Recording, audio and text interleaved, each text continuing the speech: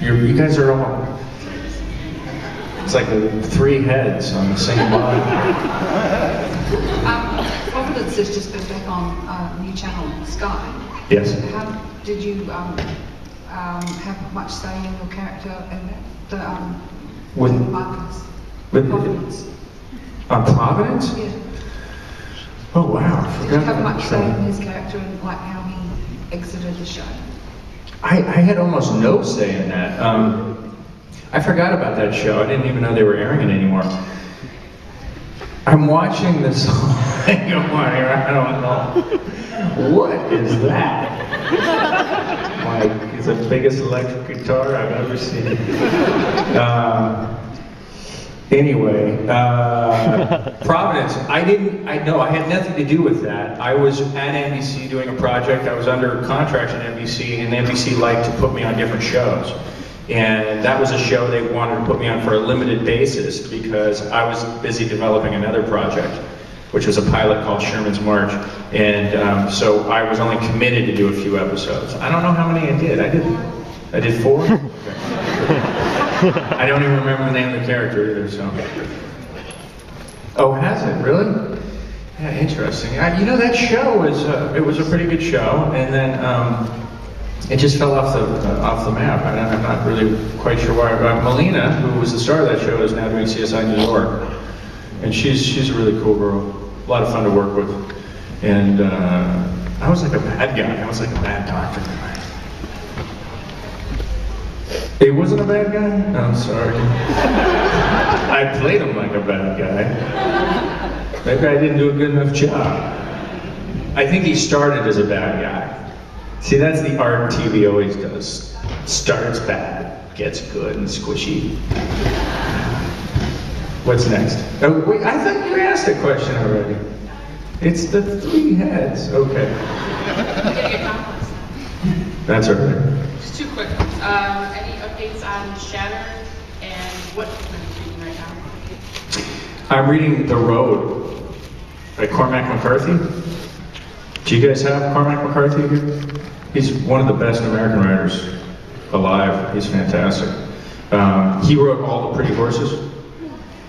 And this is a book called The Road. It's the grimmest book I've ever read.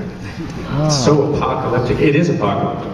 It's about a post-apocalyptic scenario where this one father and his little son are some of the only survivors from a unnamed disaster, whether it was an asteroid that hit the Earth or whether it was a nuclear disaster.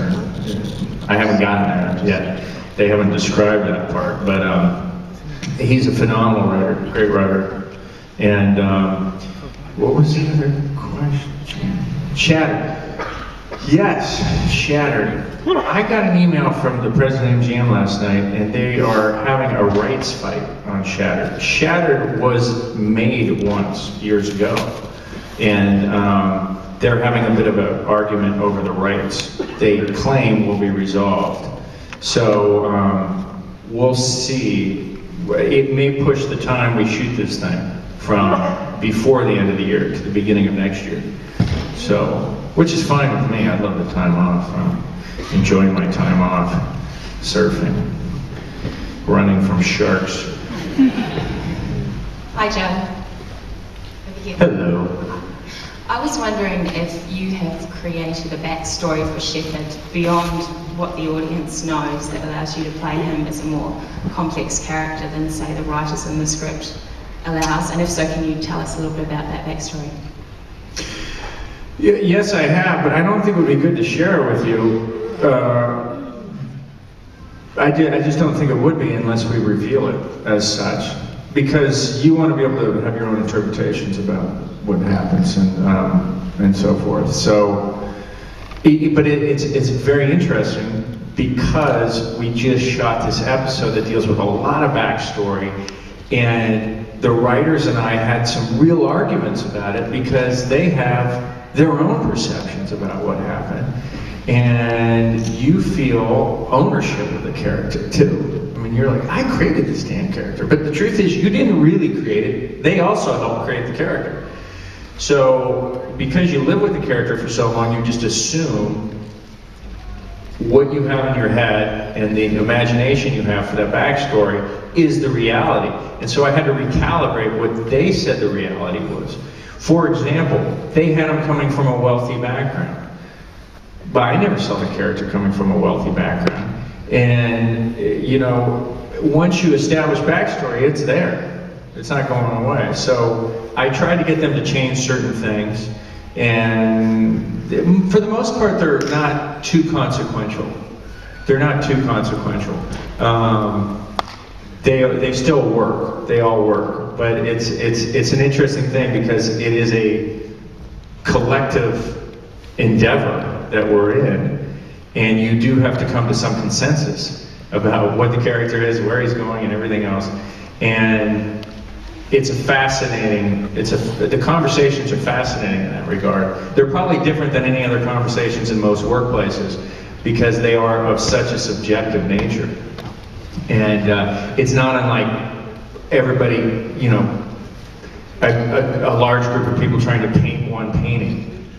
It's bizarre, and I think it's complicated. So there's if the show keeps going on, there'll be more. It will reveal itself even more. But that particular episode will go a long ways. So they even introduced my ex-wife, which I forgot I had. So. Hey Joe. Hello. Hey, when you're on the set and you walk through the Stargate, Yeah. do you like a duck behind a panel until the director yells cut or something? No, you actually travel through space. It's a very expensive prop. And it's one of the reasons why it's such a long-running show.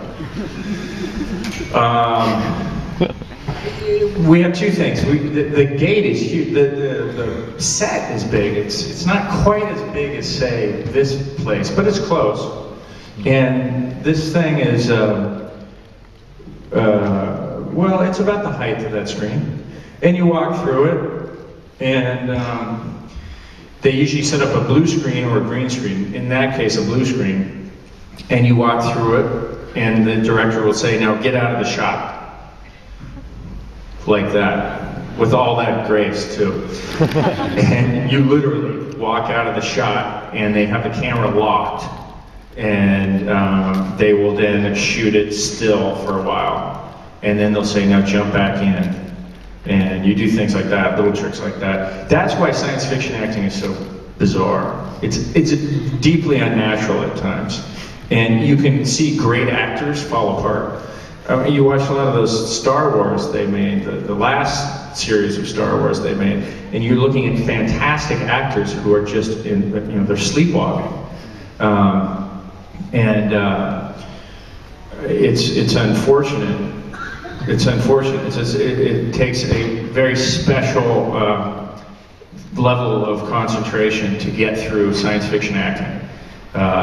And it's also a very unorthodox method of shooting. In the United States, when we shoot a show, there's like a very sacred protocol that goes on. When they yell action, nobody says anything. Nobody yells cut. Only the director yells cut. Even if you screw up, you keep going.